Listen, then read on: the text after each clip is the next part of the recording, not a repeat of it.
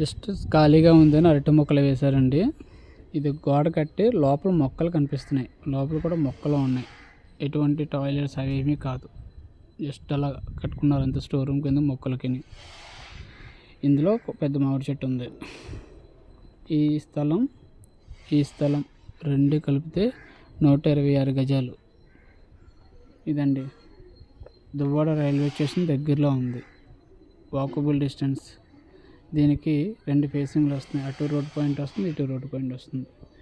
West north అటు వస్తుంది, west ఇటు వస్తుంది. లెంత్ అయితే ఇలా వస్తుంది. ఇలా కూడా బాగానే ఉంది. ఏమైనా ఇంట్రెస్ట్ చూడండి.